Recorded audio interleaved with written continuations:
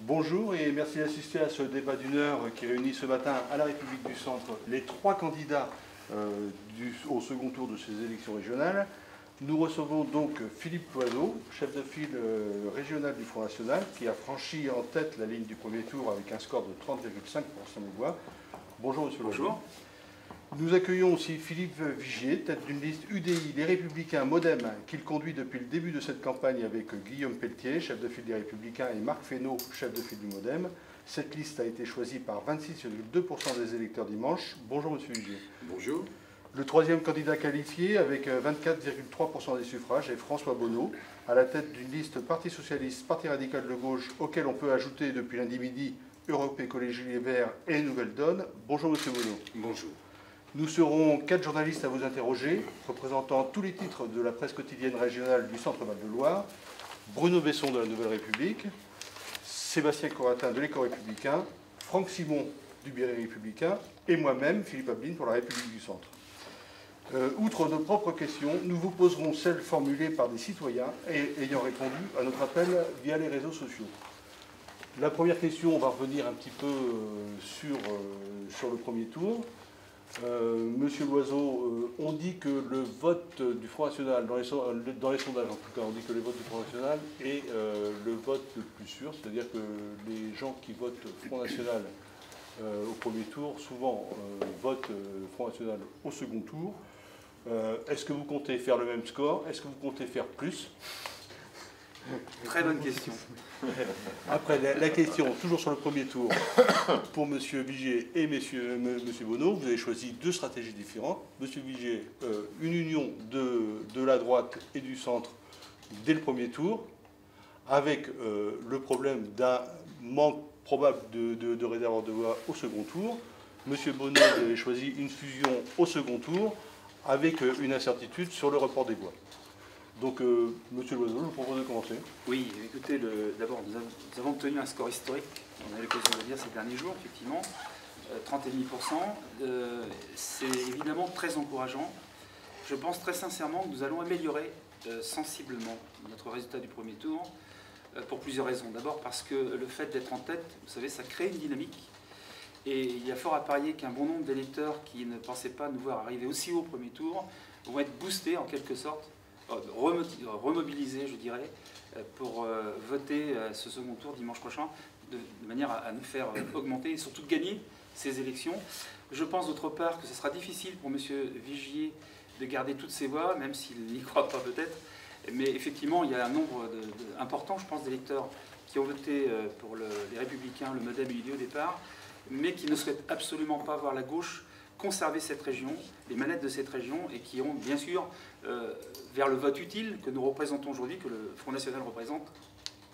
Et je pense effectivement que nous allons monter très sérieusement. Je rappelle que nous sommes le grand mouvement souverainiste de cette région aujourd'hui, et que nous avons une force de rassemblement, je pense, très importante. Alors, Monsieur Vigier, vous allez répondre justement à Monsieur Loiseau et à la question que vous avez posée sur effectivement le réservoir de voix dont vous disposez.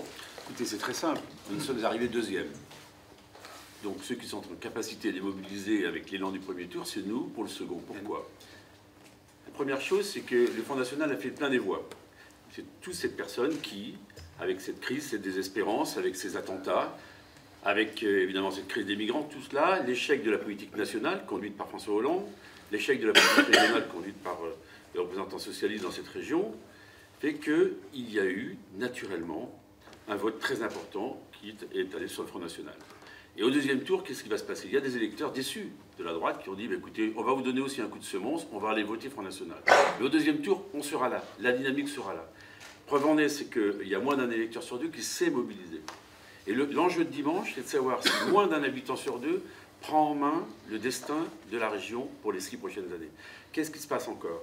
Cette région, malheureusement, et je le regrette parce que je l'aime charnellement, cette région, elle figure parmi les régions de queue, que ce soit notamment sur le problème de l'emploi, qui est après le problème de la sécurité, et le problème qui est le plus grave au niveau national et au niveau régional. Alors, et là, on n'a pas eu les réponses. Et donc la dynamique, je vous assure qu'elle est en train de se faire, se construire, parce que beaucoup se sont sentis groggy. Il y a eu des sondages qui sont sortis, qui un peu facilement nous avaient mis très en haut.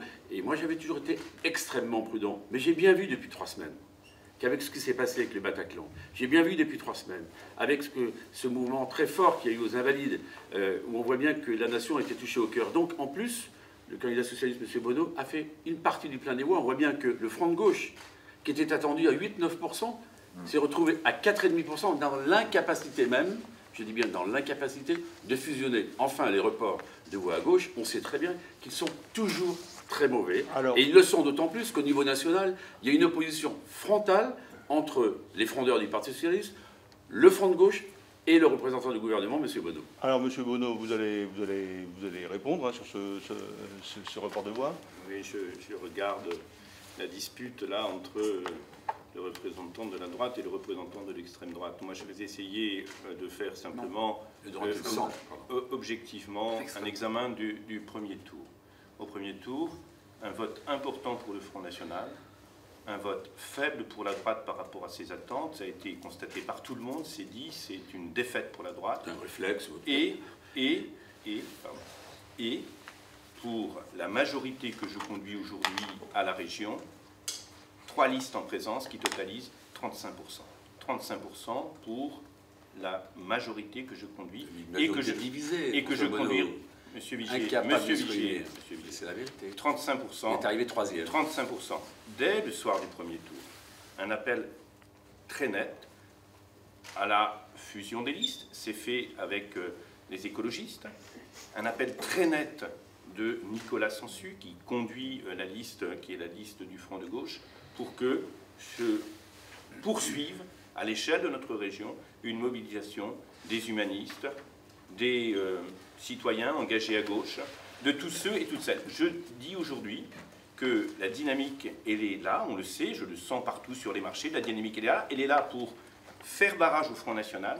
Elle est là parce que aussi il y a un excellent bilan de la majorité sortante, un excellent bilan de la majorité, et que bien évidemment, un grand nombre, une majorité de nos concitoyens souhaitent, dans la dynamique qui est la dynamique de la gauche, Attendez-moi, juste est-ce que vous considérez que le report de voix des Verts et des communistes vont complètement se porter sur votre personne?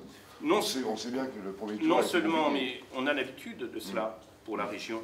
Comment, en 2010, nous avons gagné avec 50% des voix? 3 listes différentes.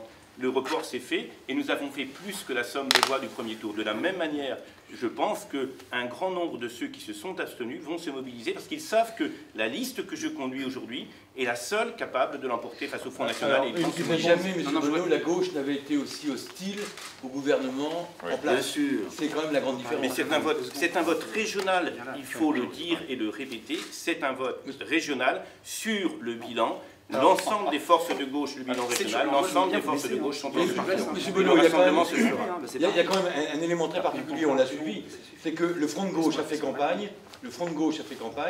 contre la politique d'austérité du gouvernement que vous représentez. La question qu'on peut se poser, que nous on se pose, est-ce que si je suis électeur du Front de gauche, je sais que je n'aurai pas de représentant à l'Assemblée régionale prochaine, est-ce que je vais aller voter pour celui sur qui j'ai tapé pendant toute la campagne électorale? Voilà, Monsieur Besson. Hier soir à Châteauroux, ce soir, hier soir à Bourges, ce soir à Tours et à Blois, demain à Orléans et à Chartres, Nicolas Sansu, mais pas que Nicolas Sansu, François Dumont, Jean-Michel Baudin, un certain nombre de responsables qui sont sur leur liste et un certain nombre de militants, d'adhérents. Aujourd'hui, il faut faire barrage au Front National. C'est la liste que je conduis et poursuivre l'action que nous avons engagée, qui est une action que nous avons conduite, y compris avec toutes les formations. Alors, peut-être un mot. Vous avez juste compris que le programme de M. Bono, c'est battre le Front National. Alors j'appelle... C'est important. C'est important pour M. Bono, mais malheureusement, l'issue, on verra ça dimanche. Non, je pense que, alors là, par contre, je suis d'accord sur un point avec M. Bono, c'est que probablement que le second tour va se résumer entre le Front National et l'Union de la gauche. Je rappelle que le Front National est le premier parti de cette région, centre, parti politique seul. Tous les autres, que ce soit à droite ou à gauche, sont assemblés en plusieurs partis politiques. Ça, c'est une force politique que personne ne peut nier aujourd'hui, et c'est la force du mouvement, justement, souverainiste que nous représentons aujourd'hui. qui est le mieux à même de rassembler un maximum d'électeurs dimanche au soir. Et je pense qu'effectivement, ce sera en réalité plutôt un duel entre M. Bonneau et moi-même. Et il y a fort à parier que M. Vigier soit loin derrière au soir du second tour. Monsieur Vigier. Alors, bien, malheureusement, dimanche, Philippe Loiseau aura vu que ses prévisions seront fausses, car c'est nous qui gagnerons. Pourquoi? On voit bien que le candidat représentant M. Hollande dans cette région, à l'agonie, appelle tout le monde à la rescousse, en disant « Venez, venez, vous n'êtes pas sur les listes, mais c'est pas grave, venez quand même voter pour moi ». Au cantonal, c'était il n'y a pas longtemps, au départemental. C'était au départemental. Non mais, on n'est pas interrompu, donc soyez la délicatesse. Je sais que vous êtes un peu tendu, un peu anxieux. Ayez la délicatesse d'écouter. Vous voyez, ça c'est important. Ce gouvernement aurait dû beaucoup écouter. Que s'est-il passé au départemental? Il y a eu de très mauvais reports de voix à gauche. Tout le monde l'a écrit, tout le monde l'a constaté. Et il y a ici des très mauvais reports de voix. Mais je dirais simplement que François Bonneau s'interroge sur une chose. Il parle d'un bilan formidable. Quand on a un bilan formidable, a priori, on vire en tête. Je vais simplement rappeler dans ma circonscription. Et la majorité est en tête à 35%. C'est le bilan de la majorité. La majorité est en tête à 35%. Je peux terminer. Alors parlons, je peux terminer deux choses. Dans ma circonscription, vous êtes 20 points derrière moi. Vous voyez, le bilan, on peut le juger. 20 points derrière. Non, mais ça veut dire une chose. L'efficacité des hommes, on la voit aussi au résultat dans leur territoire. Et la deuxième chose, vous parlez de 35%, mais vous avez été incapable de vous unir au premier tour. Pourquoi? Parce que vous êtes en désaccord profond. Les électeurs de cette région doivent savoir. Il y a un bricolage de deuxième tour à gauche, avec une des plus grandes magouilles qu'on n'a jamais vues dans la vie politique régionale. Je m'explique.